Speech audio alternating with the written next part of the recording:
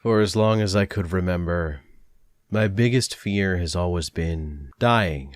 It's not uncommon, but for me it's always been worse. I've spoken to several psychologists and discovered the term is thanatophobia, a fear of death. But it's funny how that doesn't help. The fear of death and dying is one of those things that's almost universal. But one thing I have realized is that the reasons people are afraid of it is often different per person. For me, the thing that I fear is what's next. I fear the void. It's hard to go from something your entire life to nothing in an instant for the rest of eternity. To some people, there's comfort in that idea, but for me, it never sat well. Which is why when I heard there was a game that explored very similar ideas, of course I jumped on it. Lord knows I just love having frequent anxiety attacks due to my untreated anxiety disorders flaring up while playing some PlayStation 1 throwback survival horror. In all honesty, I think it's why I wanted to make this channel in the first place. Yeah, PlayStation 1 throwbacks, not existential dread, I think. Anywho, Heartworm released a few weeks ago, and as of me recording this, I gotta say, it is an interesting play. I have played through it at least twice so far and enjoyed both playthroughs, but I want to take you guys through it with me and discuss its contents, expose it to a larger audience, and hopefully get more people interested in it, as it is a good game. Though, as you'll find out, I have criticisms, but yeah, let's boot this shit up and get into it. Two things off the bat. One, there is a main menu cutscene that plays if you sit for longer than like 10 seconds, which is cute. I miss that. They used to do that a lot. I remember when I was a child, I got really hyped when the music video started to play for Onimusha 2, and that's neither here nor there. I just really liked that music video. It was kind of cool. And two, when you hit New Game, it actually shows you that you can tweak the game to your liking between modern control schemes, Dreamcast and PlayStation 1 graphics, as well as first-person shooting, which,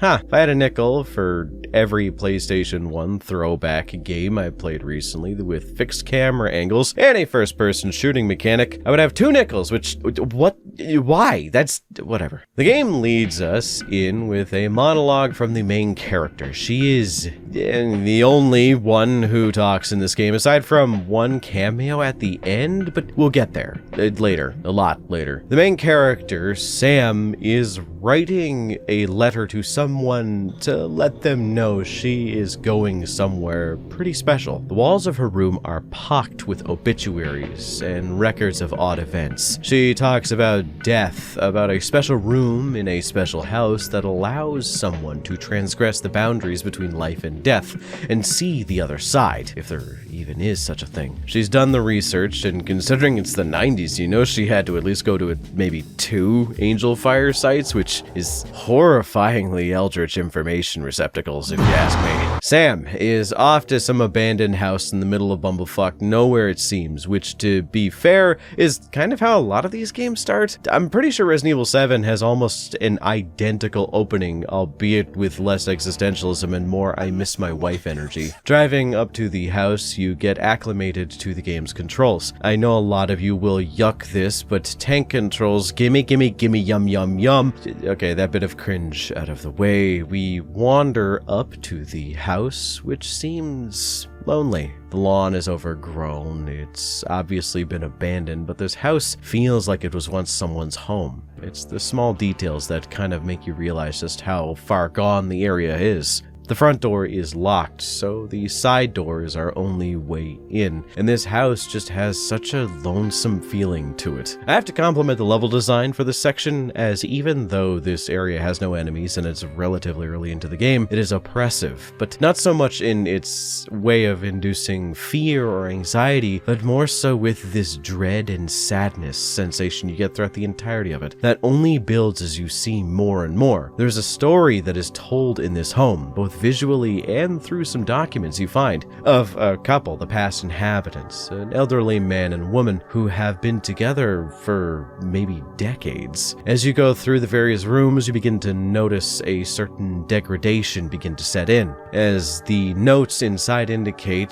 the woman of the house, Rose, slowly begins to succumb to dementia. Pill bottles and medical equipment begin to fill the various rooms of this house and gives this very subtle but very saddening indicator that this was a place of great and mournful sadness. It sets the tone of this game up very well. There are many notes throughout this game, but I'll only be covering the ones that are more or less relevant to the story and not so much the one-off itchy tasty style notes. If I may complain about something really quick though, I gotta say, there is no flashlight in this game, only the camera flash, which is a temporary little boom, and now you can see for like a second, and then you gotta keep flashing it, which is, brother, you start with a lighter, at least let me use that to have a shitty light around me. But whatever, it's meant to be spooky. Ooh, ghosts and shit, I don't know. Anywho, where were we? Oh yeah, Nana slowly dying to a horribly debilitating disease. Yeah, the notes only get worse and more sad. The use of diegetic sound in this game is absolutely phenomenal for the most part. The majority of this section of the game is completely silent, save for the naturally occurring sounds in the rooms that you enter. There are a few exceptions to this. The two main ones that you're going to notice are, one being the save room. I mean, it's a retro throwback RE-like. You gotta have a save room with a save room theme, but there is one room, a bedroom that seems to be the original bedroom that the couple that lived here existed in. There is just a simple, sad piano rondo that repeats over and over again.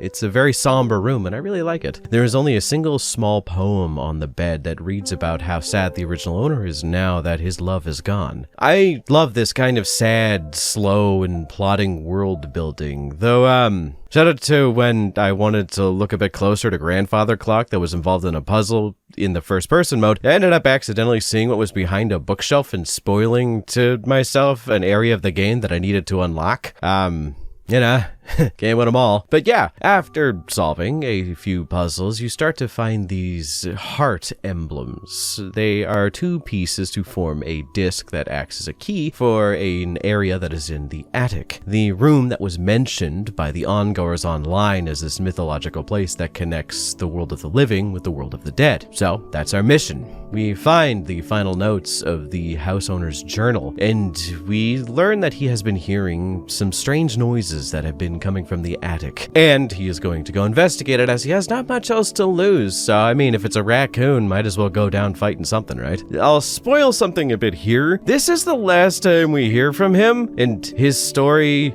for the entire game, I think. I didn't find any other notes in the game during my playthroughs where he was, so he kind of just disappears without a trace, never to be spoken of again, or to talk about his wife ever again. Does he live happily ever after in some other dimension? We never find out, so good for him, I guess. I suppose it's true what they say. Alzheimer's that Alzheimer's.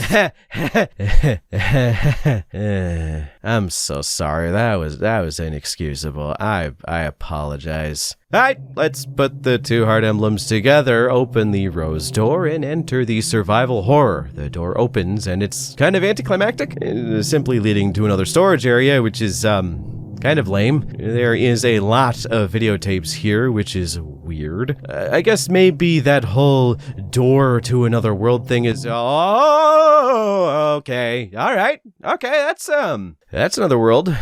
Yeah. Okay, breaking the fabric of reality like shattered stained glass. Being torn to a world of endless nothingness and stairs, purple light and dark lighting. Cool, I've read Bleach. I know how this works. Gotta open a Garganta, break through to Waco Mundo. I'm sorry, I just wanted to flashbang like maybe two of you. I know that means absolutely nothing to the majority of people who watch horror YouTube. Hey, I'm a multifaceted dweeb. I can like a lot of things. But anyway, going down these impossible stairs, we see an endless void of purple nothingness and stairs. If this is the afterlife, I'm not impressed. Sam gets to the bottom and finds another door, but it's jammed. Not locked, it's just jammed, though she's not really in the mood to try and force it open because, well, she has the ability to look behind the door from the edges and you see that there really isn't anything there. So, you know, not much to really do. So you start ascending the stairs to the top to regroup and kind of figure out a new plan, and she's met with, this thing. Hi, hello. You should probably have a cane. You look like you're kind of struggling to walk down. Oh, okay. Also,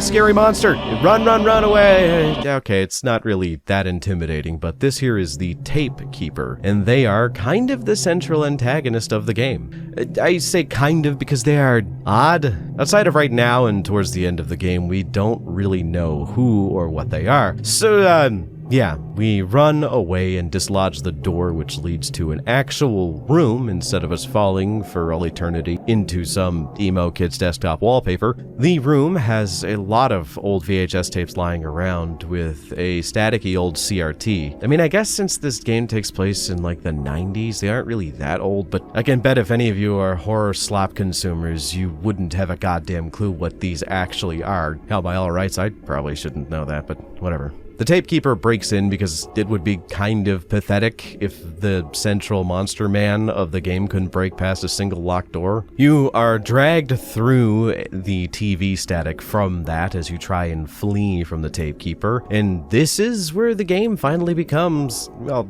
a game, and not just poor Samantha running through spooky areas being confused. I mean, the game is mostly that, but now you can shoot things and actually have targets that aren't gonna have no effect. But yeah, this is the archives, the hub area of the game. There are 3 central levels to the game, as you can tell when you walk in, with the 3 fenced off areas. You need to play through each of them, and each of them have a theme to them pertaining to Sam's memories, especially the ones related to her grandfather, who is someone she has lost. See, the main theme of the game, as you could probably pick up, is Sam's inability to cope with death and the loss of her grandfather. This individual meant quite a lot to her, and you're going to find a lot of the story of this game revolves around her interactions with him. So she wants to go to the other side of that oh-so-frightening boundary to see if there is in fact a way to see someone you have lost. But you will find out that this area is not exactly an afterlife. It is something weirder. This library containing almost indecipherable books, we will learn exactly what this is later. But for now, let's dig around a little bit. The archive is your hub. I've mentioned that, but what is here is basically everything you need to break up each of these levels, as each level has a certain rise in action that needs to have a bit of a tension break in between. In the archive, you are safe. In here is a save computer, a storage box for you to keep items you don't need, a massive book that is missing a few pages, 3 pages to be specific, like how there are 3 levels. Oh, hey, wait a second. Okay, I get it. I see how this is. There's also a few doors and apparatuses that need keys and mechanisms to open them that you don't have access to yet. Then there is something I'm going to frequently embarrass myself at during this game, which is the chess set. I love chess, but I suck at it. This is literally just a chess bot that if you beat it, you get a reward. Which, the first time I entered this fuck-ass bookstore, I immediately got checkmated and was so annoyed that I beelined it to the first level. This will not be the last time. But what is the first level? Well, each level has a bit of a transitional screen that gives you an idea of what the central theme is. So, wandering down the only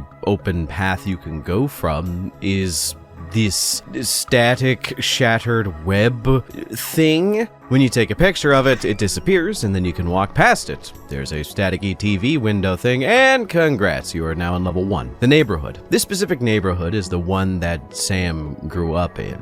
You actually spawn right outside her grandparents' house, which eventually became her house when they passed away. This is where you also see what the central enemy in the game is, the static ghosts. Coming in several flavors, they are evil doppelgangers who have a decent level of threat to them. They are very slow, don't do much damage, but they often have a weird gimmick to make them a little bit harder to deal with. Like the basic ones can shoot you with this weird particle wave, like a Dragon Ball character from the early days of the series, and it slows you down more than their base walking speed so they can catch up with you. There are red versions of them that teleport in and out of reality, becoming untargetable, and the only way you can see where they are is just a faint shimmer of light particles giving a vague idea of where they are. It's a pretty cool idea, but I gotta say, and sorry to the ears of my editor Teterit, but my first piece of major criticism for this game is that the sound design is all over the goddamn place. Sometimes it's good, even great, and sometimes sometimes it's actually so bad that it detracts from the game. I know that they were going for this kind of scary idea with the static spirits. They were supposed to sound like TV static and scary screamy ghost noises and whatnot, but they put too fucking many of them in most areas, and because of that, the noise they make when clustered together, or just singularly, is actually so loud and annoying that I found I had to actually turn down the game for my own purposes because it was giving me a very intense headache. Also, their screaming can overpower Sam's monologues in certain places, which can take you out of the game's story. It fucks up the pacing, and I really didn't like how common these enemies were, but trust me, they are not the enemy I have the most problems with. There is an enemy that actually made me, for lack of a better way of putting it, rage quit the game a few times, but we'll get there. These guys are actually easily avoided, and because I know how to do the whole tank control thing, I tried to save as much ammunition as humanly possible, which, yeah, I forgot to explain. Basically, your camera is the only thing that can hurt enemies in this game. There's a lot of symbolism behind this, but we'll touch on that later when it comes up. Regardless, this area is a pretty interesting puzzle. Very simple. Basically, you find a funeral home that is just down the road. In it, there are 3 candles sitting on the windowsill. Each candle represents an important informative memory for Sam, and it's up to you to travel through the neighborhood to find the unlit counterparts that are located in areas that hold significance to Sam's life. Use a lighter that is in your inventory from the start of the game, light those candles, and the door will eventually open to the funeral home, making the next area of the neighborhood available. Navigating this area is a bit confusing because some of the houses you can walk up to,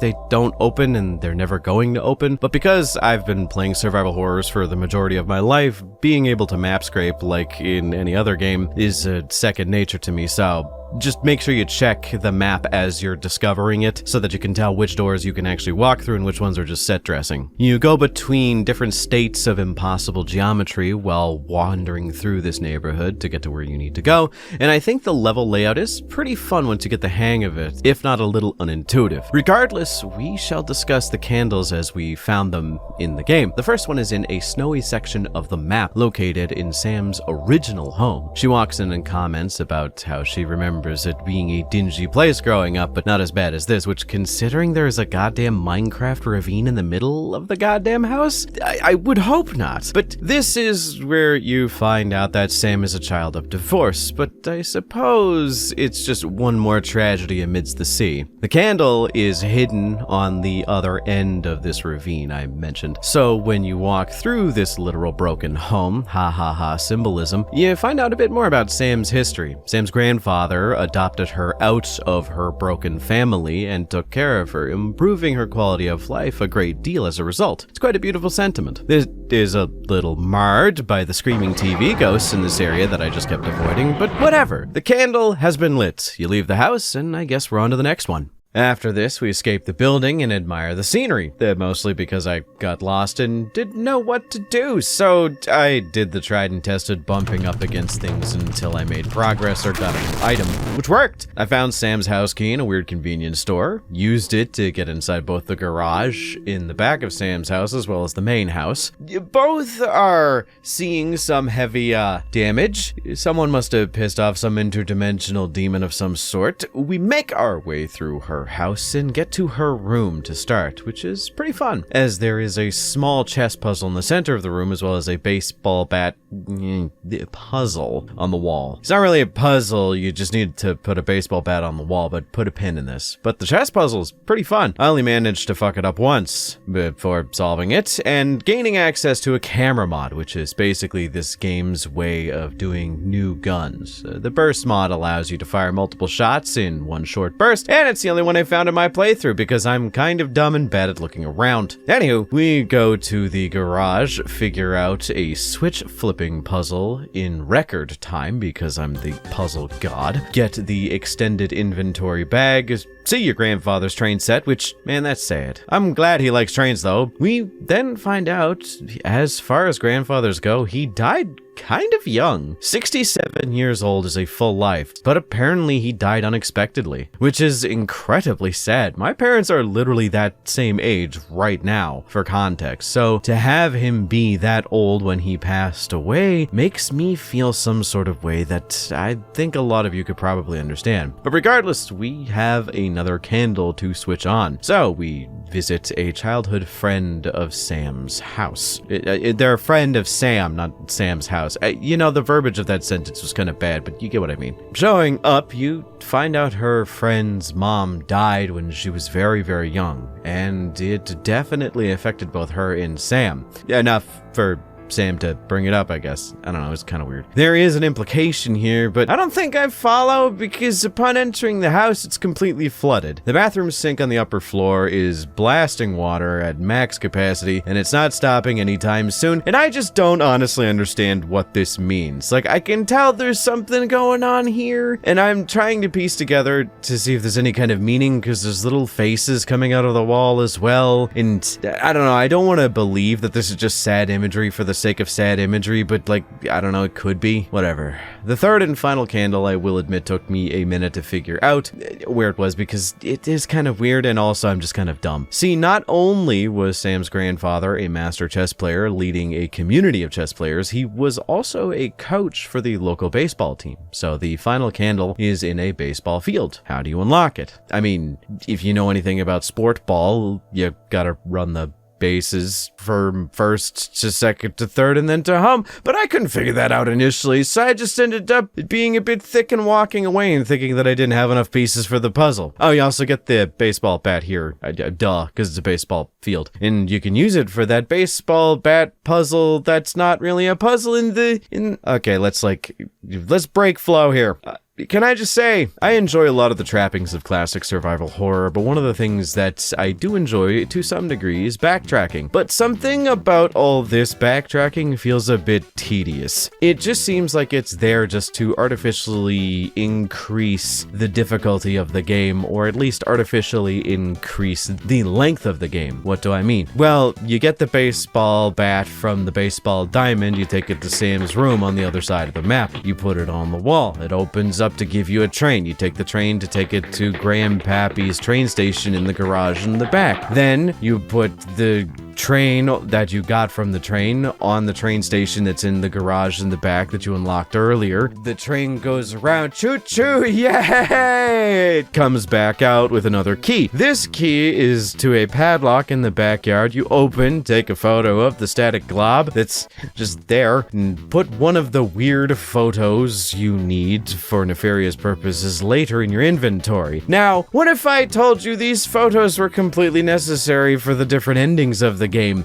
and all of them are kind of this level of tedious, except for like one, but yeah. I don't like that style of puzzle. I think it was used back then because we didn't have a lot of disk space in order to put more complex puzzles on them, so just reusing map space and adding a single item that is basically just a texture in order to artificially lengthen the play of the game, it just feels like it cheapens the whole experience for me. Now, I am someone who's not a survival horror purist, and I understand if other people like that kind of thing, but I find it is an old trapping from back in the day that nukes a game's gameplay value for me. Because once you know where everything is and the order in which you do things, it just makes things seem trivial. I just really don't like the style of puzzle that is, you get a key to get a key to get a key to get an item that is basically a key that opens something much later in the game. I don't know. I just don't like it. But yeah, let's get back to it. Go back to the baseball diamond, run them bases, light up the squares, and unlock the last candle, which I admit, the use of diegetic visual design was nice here. I don't know if diegetic is the right word for this, but you step on the base and it lights up.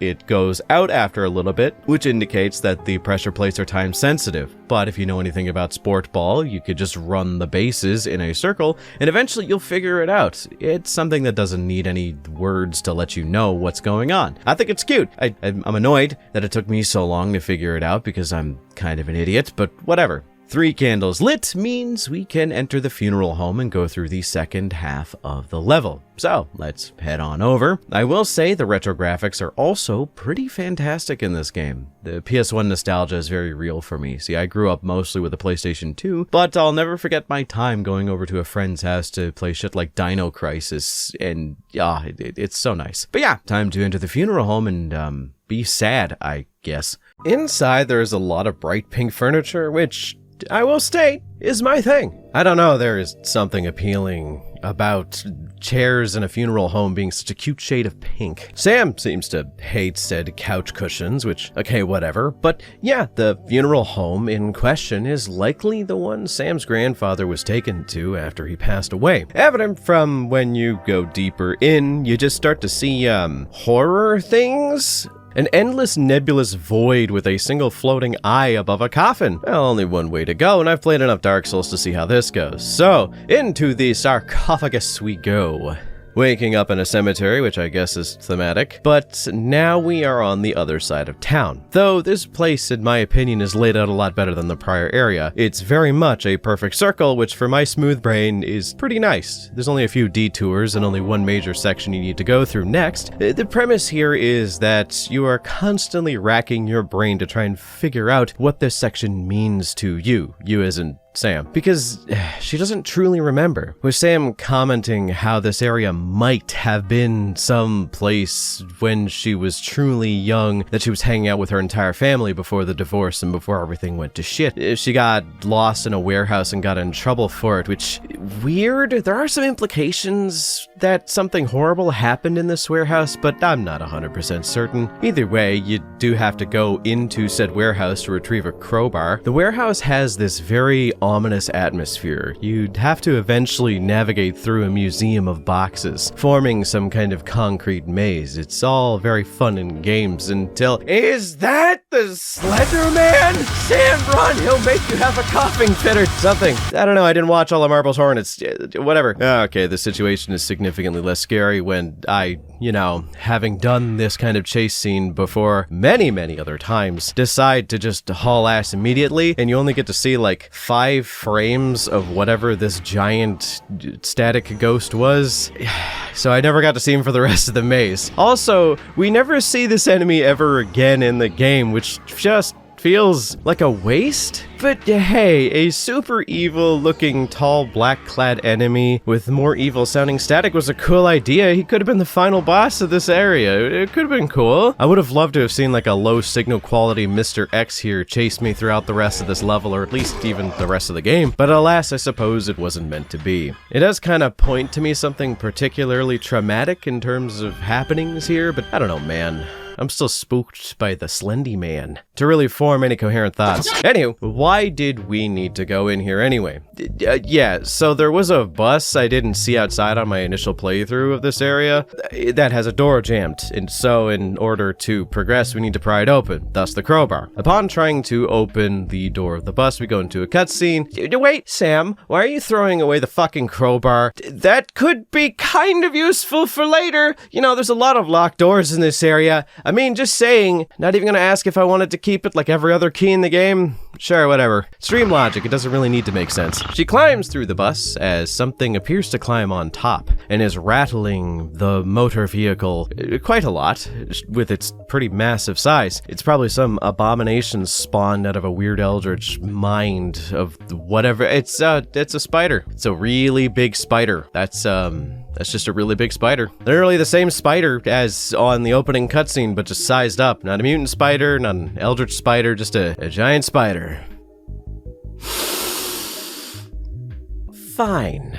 As far as first bosses go, there could be worse ones. The spider also roars, which I guess is unique. But regardless, we now have a boss fight, and holy fuck, that spider is fast. As much as I am bitching about design, I do enjoy this fight. It's fast-paced, frantic, with music that seems to coincide with the weirdly fast pace of the spider's movement. It is an intense fight, and as much as I rag on the design, I do like the idea that the more you damage this giant spider, the more the framework of its body begins to get stripped away, revealing TV static underneath. It is a simple fight, with the spider having 3 main moves. One, where it charges at you after rearing its front legs up, a booty blast of webs, and then it also can climb up the walls and spawn little spiders that explode on contact. I know I've been bitching a lot, but I really like the spiders that come out and explode because it looks like they die of a very, very aggressive fart. And, you know, I feel like there's a Taco Bell joke in there somewhere, but yeah, is good. I like it. And when you beat the spider, you get one of the pages for the book back in the archive. And as soon as you put together the ideas that it's a page that belongs to that book in the archive, you hear the knell of some massive bell that resounds through these streets, which causes Sam to pass out and wake up once more in the archives. Now that we are back, I have to apologize, albeit not for the last time, for the fact that the next 20 minutes of unedited gameplay is me absolutely sucking at chess. It is embarrassing, not my best moment, but I haven't played in years, if I'm being completely fair with myself, and I just wanted to see what you get if you win. Turns out it's just a medkit, which is nice, I guess. It still doesn't make me feel any smarter, but whatever. We take the new page over to the book, slot it in, the gate to level 2 opens up, the forest. The map for this level is beautiful. It is absolutely the perfect picturesque level to follow up level 1. It has a lot of significance as we begin to find further crystallization of the themes of this game. It's that most things in Sam's life kinda have a tragic twist to them. She comments throughout this level that the forest was always a place she enjoyed visiting, until there was an incident, which appears to have just been the killing of a deer, and it kind of just left her scarred. I don't know, weak sauce, I guess, I don't know. Nature happens, though perhaps it also had something to do with wild dogs, as she seems to be a bit averse to them. Though this level is bright and in clear daylight, there is almost this unnerving feeling throughout it. Its wide sweeping plain-like areas, always edged with thick overgrown trees that make you feel as if something is just about to jump out of the bushes and, you know, attack you. You feel like you're watched throughout this entire level, and the level itself is quite large. So, yeah, that's kind of interesting. Friends, countrymen, my closest allies, my ex-lovers and arch-enemies, I have to tell you some things, so sit down, get comfy. I fucking hated this level.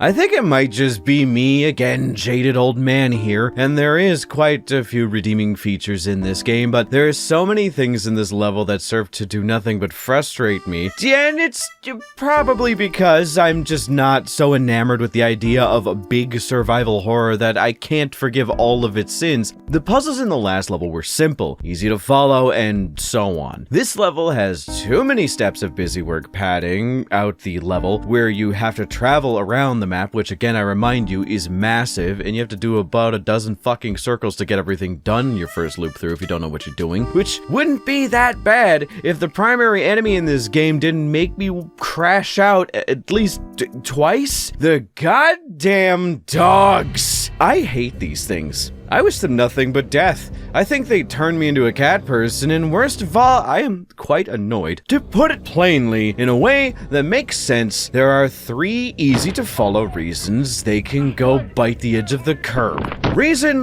1, they can go out of bounds. They are obviously made of twigs and brush, therefore they can actually walk through areas you can't, like this one hedge maze area where they can travel through the walls, but you can't, and the reason why Sam doesn't go through them is because, and I quote, I don't want to get a tick on me, which, okay, lady, you're getting mauled to death by spectral druidic monsters. I guess, you know, potentially having Lyme disease is a bit of a concern, but whatever. And because you have to go through areas multiple times to figure shit out, it forces you to deal with them as they're all over the place. Reason number 2, they are faster than you, not by much, but they are faster and dive you pretty quickly, which leads me to reason number fucking 3, when most other common enemies hit you in the game, you have a little stagger animation that doesn't really stop your forward momentum, and even if it does, it just stops you in your place for like a half a second, and then so on. on. Every time you get hit by the goddamn dogs, not only does it hard knock you down, I believe it also changes the direction you were facing when you were moving. So since I was using tank controls,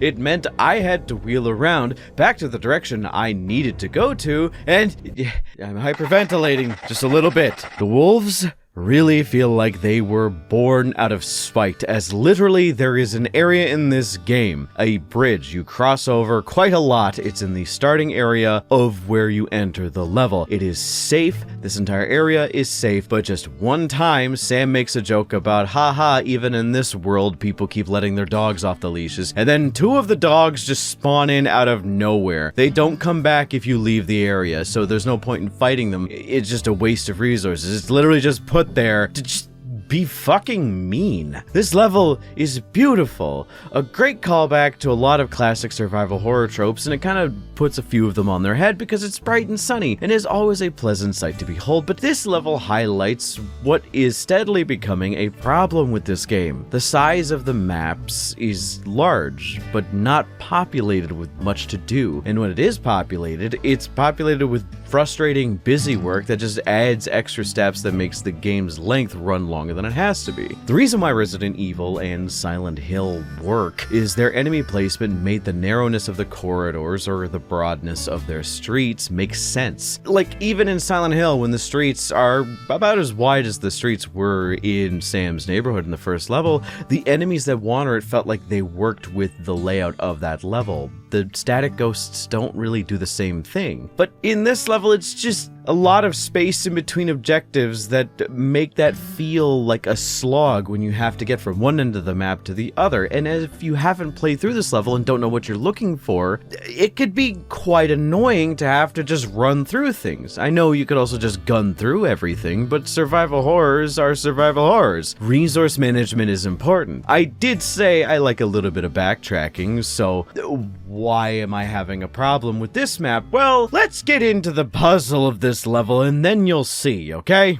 I just want you to know this is all going to summarize what is probably approaching like an hour and a half, 2 hours of gameplay, because I got frustrated with this puzzle due to the enemies and the size of this level, but the puzzle goes as such. Forest. Pretty, right? Cool. It has a lot of impossible geometry, like how there is just random doors connecting different areas of the map. Cool. There is a stairway that leads deep down into the last area of the map. Awesome, but it's submerged in the lake. Not cool. So, you need to drain the lake somehow. Stop the flow of water from the nearby waterfall. Okay, what makes sense? How do you do it? Well, there's an apparatus nearby that is missing a lever. This crank lever would drop a dam that would stop the water. Where is the crank? Don't know. Which, side note, have any of you ever seen a hand crank in person to operate any kind of contraption? I feel like I grew up with Resident Evil and Silent Hill, so like the idea of these things was so ubiquitous with just basic living. You know how like when we were kids we thought that quicksand and sea mines were going to be common? But I'm digressing here. So how do you get the crank? Oh, I'm so glad you asked! In the center of this map there is a tray with a heart on it. This tree needs to have 2 massive veins pumping blood into it in order to operate a fountain that will spurt out the crank that is inside. It's a weird eldritch contraption. Cool. 2-pronged puzzle. Solve one side, solve the other side. Okay, well, what's first? Let's do the easiest one to understand. Obviously, you have to go to the Blood Bowl library. A library with a dried bowl of blood in the center of it. The bowl demands blood, as well of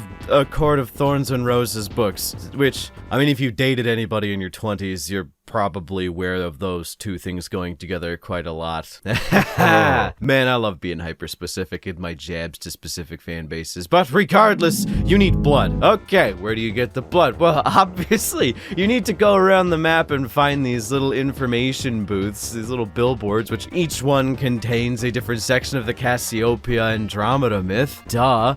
So, each one focuses on one of the major key figures in the myth, and you have to find out which ones are the most important to bring up. So it's Cassiopeia, her daughter Andromeda, and obviously the most well-known monster from Greek myth, the Cetus. Each billboard refers to their constellation, so you go to the star viewing section of the park once you have all three of them, where there is a telescope, highlight those three constellations. Cool, you appeased something, and a contraption opens next door to the telescope. Inside is a blood taker outer. I mean a syringe, I guess. Okay, now you have to find a thing that has blood that you can take. Where do you find the blood? Oh, easy! On the way to the blood tree, there is a hedge maze. You have to navigate, avoiding the fucking dogs. Inside is a cabin that's a little bit hidden away, but whatever. Inside that cabin, dead deer. Take its blood. Take the blood back to the blood bowl. Fill the bowl. Drop in a copy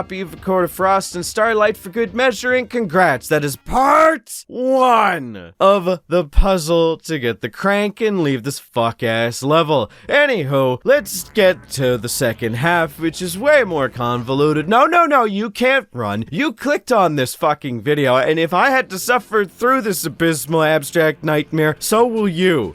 Okay, so around the map are these little machines. Each one has a lever. This is a lever you need to pull. There's actually quite a lot more of these than you'd expect. You'd think there'd be like 3, but there's probably about 8. I didn't count, and I'll be damned if I'm gonna have to go back and recount them. But you have to flip all of them. Why? Because unlike the bull who thirsts for blood in the next Rebecca Yarros book, fuck you, you thought Fourth Wing fans were safe too? You're wrong. There is no piece of fiction or fandom safe from me kicking over the stones you fuckers are hiding under, you goddamn ghouls. But regardless, they are all over the map, and they all charge a big generator you need to activate in order to pump more blood into the tree in the center of the map. Cool, so you go to the generator after flicking all the switches. Neat. Oh, but guess what? The generator is blocked off by a gate that has a chain latched around its entrance and a little bit of a padlock. You know what would have worked here? A fucking crowbar, but Sam here didn't think we would need it. It's okay. There's a cabin in the middle of the woods that you can go to, but don't forget the key that was relatively close to the beginning of the level, which, side note, why was the key is literally on the way to the safe room, so this is just punishing people who just want to explore the level instead of saving immediately, because the key is like so close to the beginning. It's basically you just take a slight right after spawning in and boom, you get the key. But if you don't have the key, you go to the shed, and guess what? You gotta go back to the beginning of the level to go get the key to come back to the shed to open up the thing to... Oh my god. Okay. So, go to the shed. Inside, there's a piano. No, you don't play Moonlight Sonata. Shut up. There is a guide to the keys on the piano, each key being associated with a letter. It's the notes. On the table, there is also a note. The first letter of each line is the note that you need to press in sequence alongside the keys on the keyboard in order to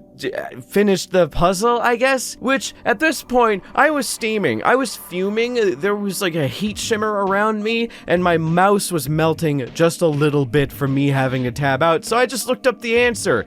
You call me an idiot if you want, I don't care. So, you play the piano keys in the order that you need to. Finishes the puzzle. Guess what? Nearby waterfall, it stops, and it leads to a secret tunnel. Inside the tunnel is a long-ass corridor that leads to no enemies, no other items, and it's just a lot of Sam's broken-ass hobbling down a, 3-minute corridor for no reason except to pad it out. I don't know what the purpose of this area is. It looks cool, I guess, but yeah, guess what? Get to the end of the tunnel. There's bolt cutters. The bolt cutters you need to use on the generator fence, so go back, cut them, and guess what? You fucking toss them afterwards. When you're done using them, it's not like those would be goddamn useful in your adventure here. Nah, don't even give me the option to keep them. It's great. We gotta keep this shit narratively consistent. Every useful tool that you use, no, it's one use. It just breaks immediately upon use. It's fine. Get into the fenced area. Start up the generator. Cool. Guess what? You're done. Backtrack back through the hedge maze, past the blood bowl, go to the heart tree, grab the hexagon crank, go back to the crank that shit, stop the water, and congratulations, you've opened the path to the end of the stage.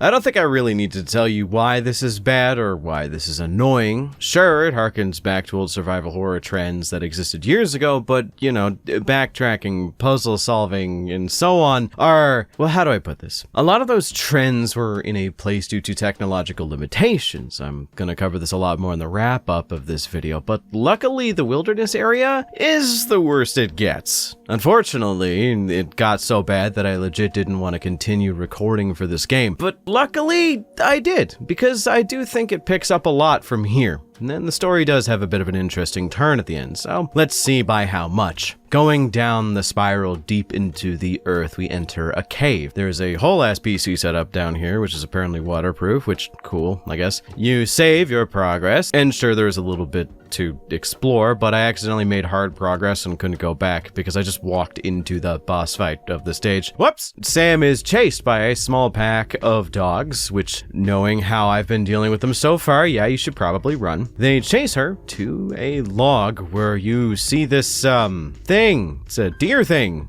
It looks, well, not scary, more just kind of awkward, especially the little pom-pom feet. But yeah, you know what? It's better than just a big spider. Cheeky little bastard sends you down the river, and now you have to fight it. The fight is actually pretty creative, as the deer works like every other deer in nature photography, where you have to actually find it and not startle it in order to take its photo.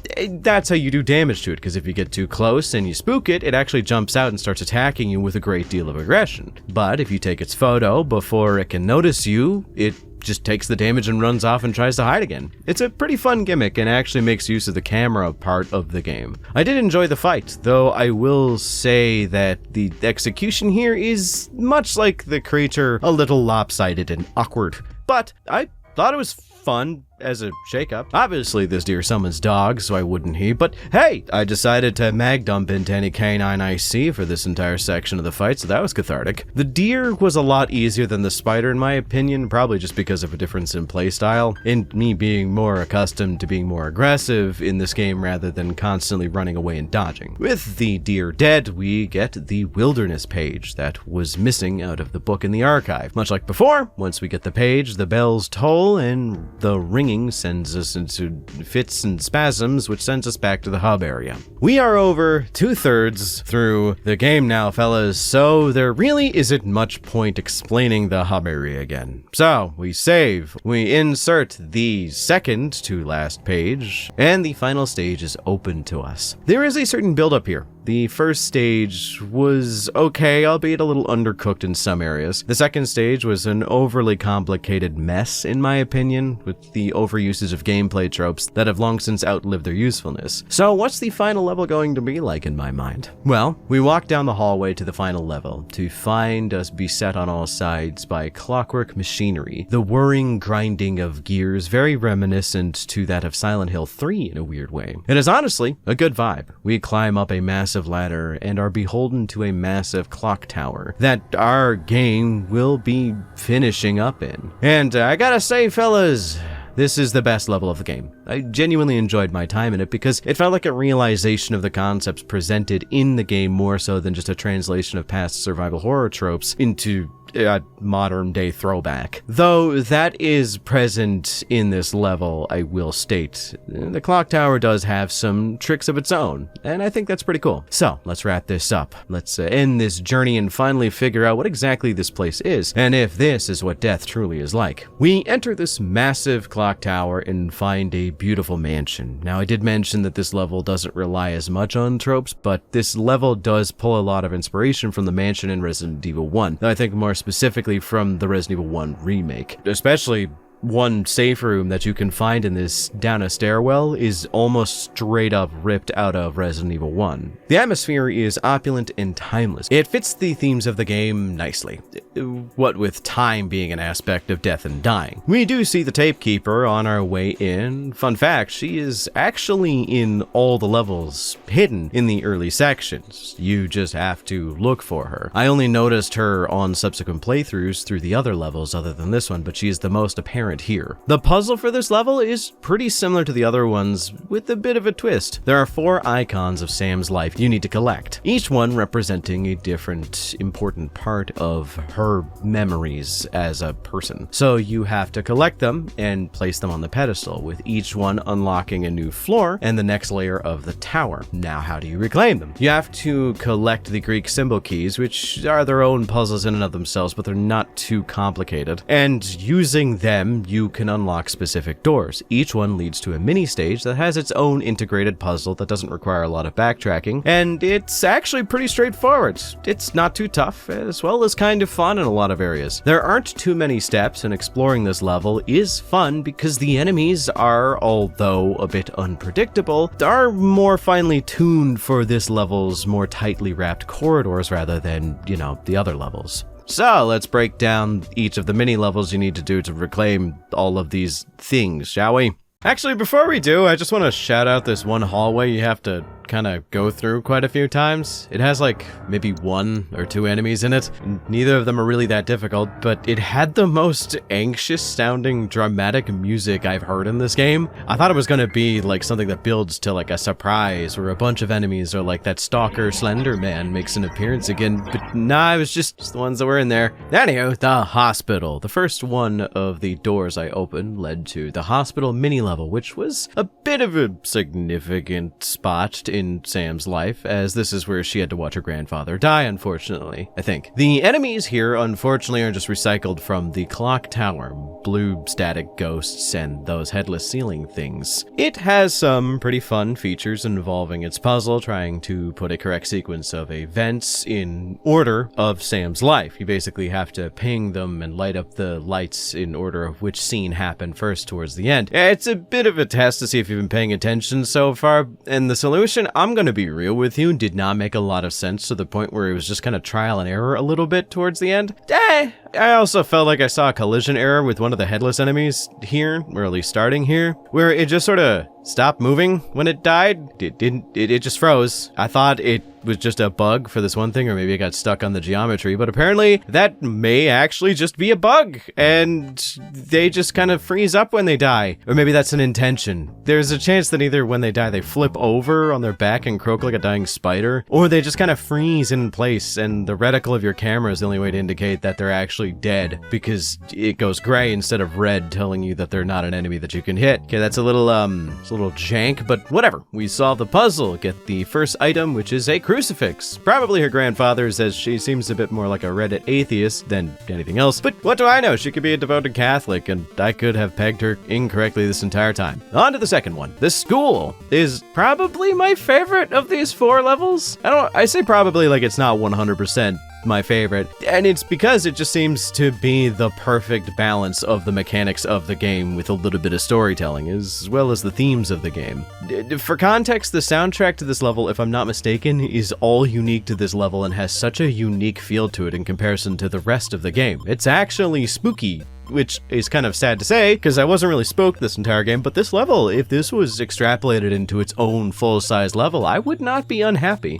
So, the enemies, although used again later, sort of, in one of the next mini levels, are creepy. They're these mannequins that are sometimes enemies, but sometimes they're just set decorations. And the funny part is, even if they're not ones that will attack you, if you point your camera at them, they'll light up as if they are an enemy. They only aggro to you if you're close enough, which in these tight corridors, you're gonna have to. There was this one hallway towards the end where there were just dozens of them, and you could inch your way through and carefully try and navigate around them without aggroing any of them, but there's just this very natural moment where you start to aggro one, and then you panic, and then you aggro another, and then you just say fuck it and start running without realizing how many just start chasing you towards the end. It feels like a proper high school nightmare of all the students chasing you and calling you fat or something. I will say this is the only level in the game outside of the intro at the house that you need to use the flash of the camera to illuminate certain areas.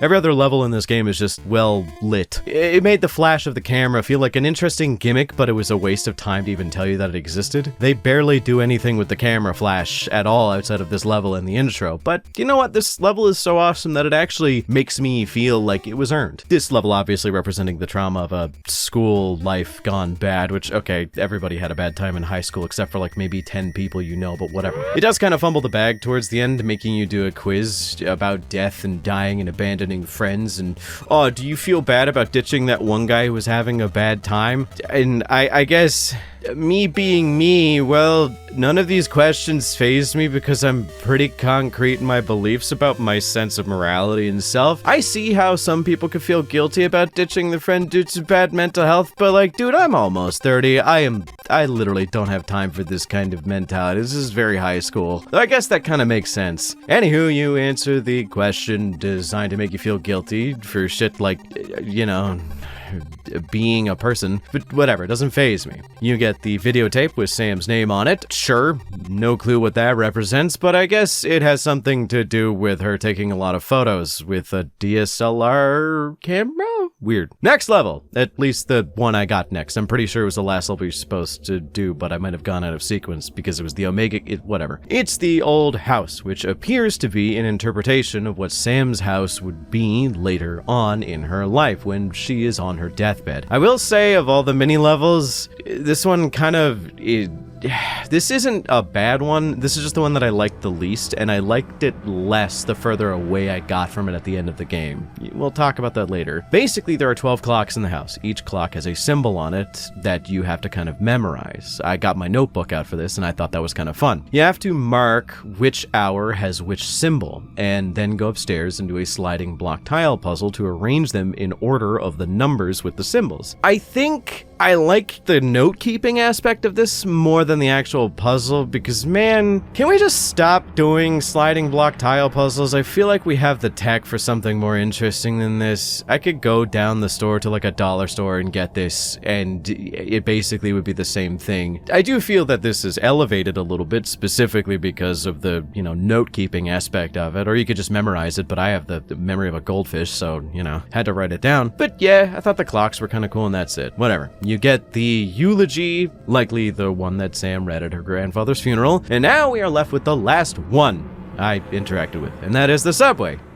It's sort of the subway. Basically, what seems like the boring level of the 4 is actually, in my opinion, the most fun. It's not the best, but it is the one that has the most sauce to it. Because when you go through the level, you actually find out that this is just Sam's commute to work, because even though it does kind of reuse the mannequins, they work a little bit differently than they do in the other levels. Whatever. But you end up back at the office space that Sam worked at before she came to this nightmare hellscape of a dream world, and you have to just go through a day of work for her, bringing faxes and papers to different offices. Basically, the puzzle is hectic, surreal, and simple, but it's really fun, and a little bit unpredictable in a weird way. You get a colored piece of paper from the fax machine, you gotta take it to the proper office of the same color, get all the papers to the places they need to go, I think it's 4 offices, and boom, you win. Level is cute, short, fun, and hectic, but it had to end at some point, and so too must this game.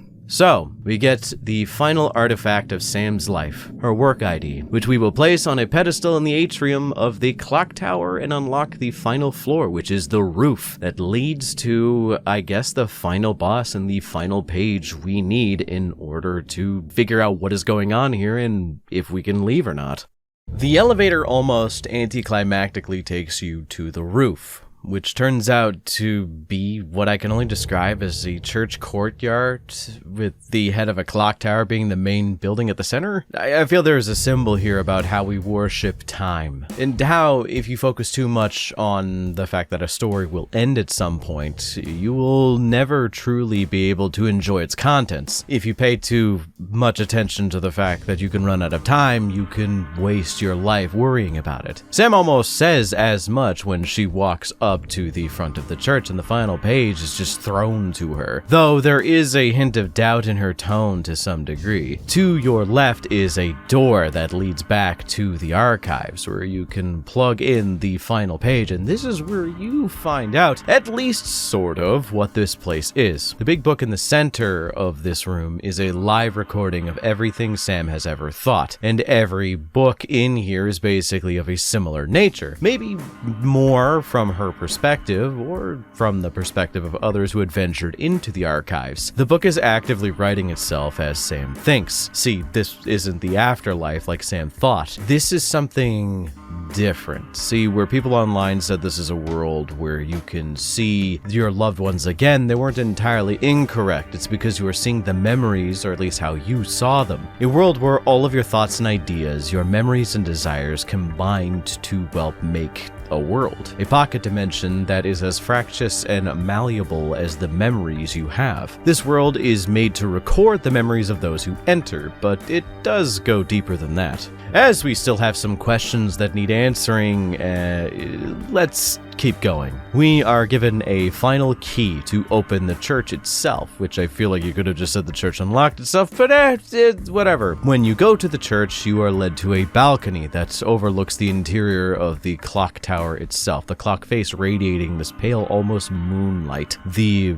balcony you're on gives way, and this leads to the final confrontation with the Tapekeeper. The building warping and morphing around you as this entity does not belong here. She is a massive creature, imposing and able to warp time and space with her very presence. This is the final test of skill you have for the game. It is a two-phase boss fight, with the second phase showing just why she is called the Tapekeeper. Although it is a very straightforward fight and relatively easy, it is quite fun, I will say. The fight ends eventually with Sam coming out on top and banishing the Tapekeeper, or so you think. The area begins to crumble, Sam trying to find safe perches in order to escape, but she falls down endlessly into another area of the archives, a room filled with recorded visual data, I think of thousands of other individuals, or just Sam, all of which is on VHS tapes mountainously packed on top of each other. You dropped your camera along the way while you were falling and must retrieve it. It is your only means of defense in this weird world. It is dangling over this mountain. Sam needs to get this. She needs the photos of what happened. But the mountain gives way and she falls directly into another open doorway leading into a new room, eerily similar to her own. Inside, a massive coffin opens, symbolizing what she cannot do, which is avoid death, the thing she has been afraid of this entire time. We all die at some point, there is no exception. All things that begin must end at some point. This is when the Keeper returns, a bit smaller than before, and she speaks in a comforting "Oh my god, is that Susie Hunter?" Huh. Well, weird. Didn't expect to see the Sphere Hunter show up, but, you know, go figure. Well, the Keeper comforts Sam, letting her know that it doesn't have to end. The uncertainty of death is something that is null and void in this place. Sam can become a watcher, like her. Someone who can live in the remixed and muddled versions of her memories, as well as the memories of others who enter for all eternity, as well as shepherding those who seek the same fate as her to seek some sort of solace in this stasis. That was a lot of S's. There are no answers here, but there are no answers in life. Her voice, soothing and honeyed, makes Sam realize that this is the way. To be able to see her grandfather once more, to be able to help those grieve, it is noble, if not a bit bittersweet. In the Keeper's words, albeit I'm paraphrasing a bit here, it's not perfect, but it's better than what's out there. And thus, succumbing to her grief, Sam becomes a new watcher. And we watch this ending play out as someone enters the archives once more, with the same intentions as Sam at the beginning of the game. They seek to speak with the dead. Thus is the ending of Heartworm, at least one of them. See, throughout the game, you can find those photos I mentioned all the way back in level 1. If you find 2 of them and use them, you get a different ending. If you find all 3, 1 per level,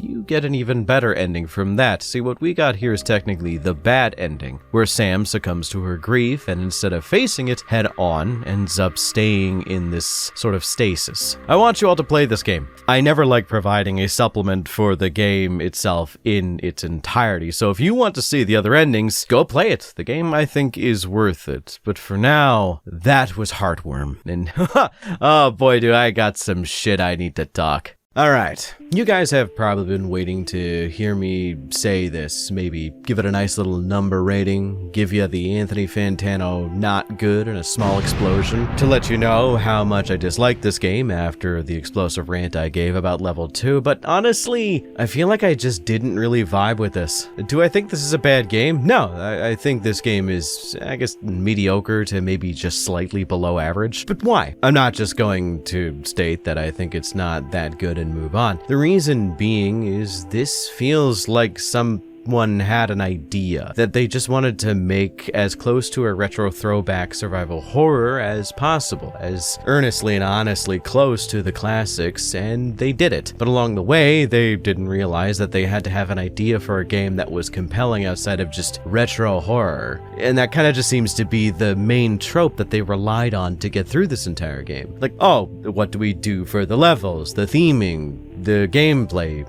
Retro horror, and retro horror. You know, evil hospital, evil street, and evil house, an evil clock tower. It's just a bunch of old tropes that just seem to be disconnected, and they're kind of held together with the same through line of, oh, they're memories from Sam, so obviously they make sense to be in this context, right? It reminds me of how I felt when I played The Evil Within, you know, the first one, where each area, it just felt like someone was trying to come up with a game, and they're like, hey, what's the main story of this game going to be like the main area of play, and someone dismissively at the back of the room said IDK something horror-y.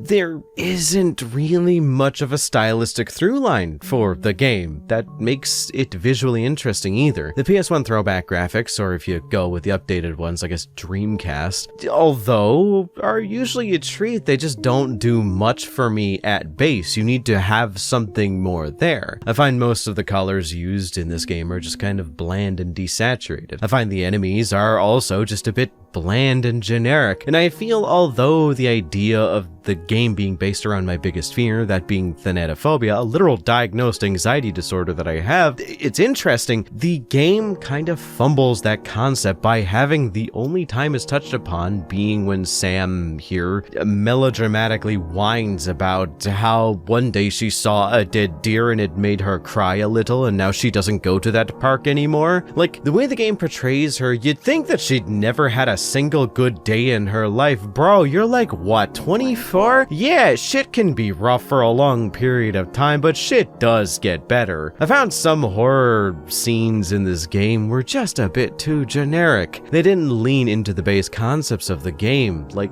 the camera. They could have literally replaced the camera with a gun, and the game would barely be any different. It barely comes up, and I feel like the camera being the thing that records all the information of the game is just such an interesting idea, and it's barely used. The photos mean nothing, and might I add, it turns out I was wrong. The burst camera mod that is supposed to basically be a new gun that you get in the game, and the other mods being there, apparently is the only camera mod in the game, which is weird because there is a tutorial about how to add and remove camera mods. I thought I was just being stupid, I didn't find the others, but apparently there's one, the burst mod, and they just probably got rid of the others or come up with others during development. Maybe they ran out of time or something and just left the tutorial over as to do something? I don't know. Maybe it was just part of a prior build and they forgot to take it out, because there's no real reason for you to ever take off the burst mod. It's just objectively an upgrade to your camera. So them leaving the tutorial prompt in just feels kinda lazy. Okay, hi, hello, it's post-video Arthur, kind of. I'm recording this actually quite a whiles after the other parts of this video have been more or less done and in the tube. Like, I'm looking at how much of the video is left to be done, and it's like, I don't know, like less than 15 minutes that needs to be fully edited. So apologies to my editor, Ted, for forcing her once again to make last-minute edits to her work. Apologies, Tederate.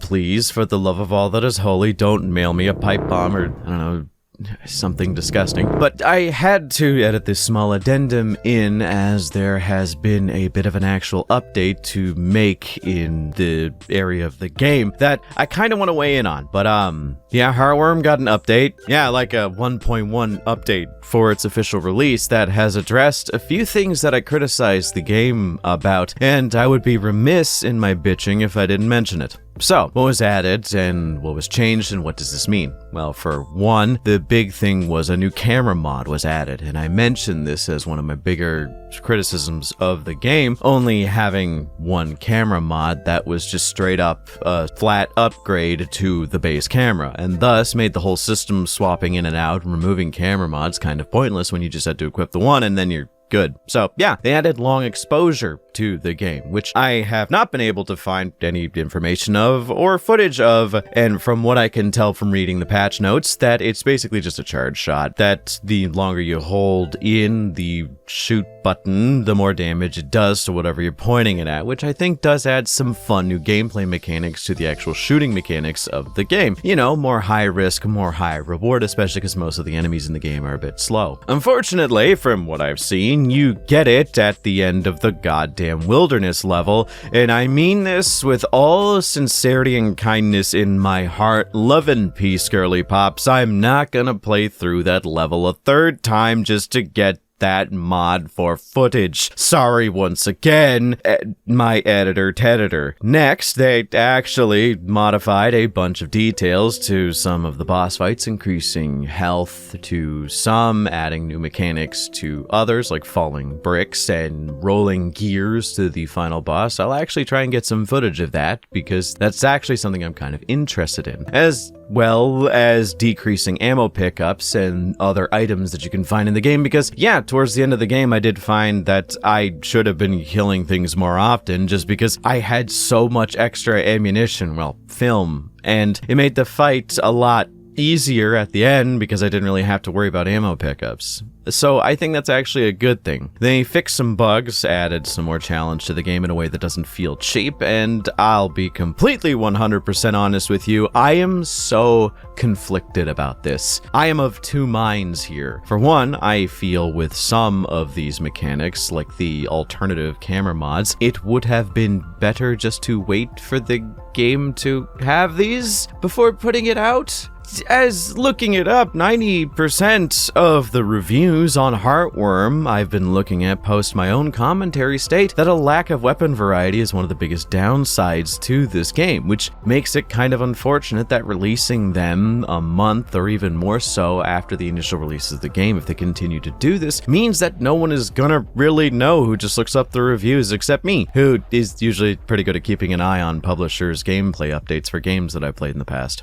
It stifles the initial release. What was that Miyamoto quote from long ago? A delayed game is eventually good, while a rushed game is bad forever. It has that vibe, but on the other side of things, I have to give a handshake and a saucy wink to the developers for doing this. I unironically love when developers add new mechanics and ways to enjoy their games post-release, especially if it's not like a multiplayer game that requires updates like that. Like a single-player linear experience like this eventually could imply that you could just play through the entire game and have it be a different experience. Like Cyberpunk 2077. What do I even gotta say about that? It came out an absolute train wreck and eventually became a pretty great game after a while because of this. But that's just me. I know only the future will tell, and unless they remove those dogs from the game, I'm probably not gonna play through this game a third time, but I wanna see how Heartworm pans out, so let me know what you guys think about this in the comments down below, because I'm just very conflicted at this moment. Anyway, back to the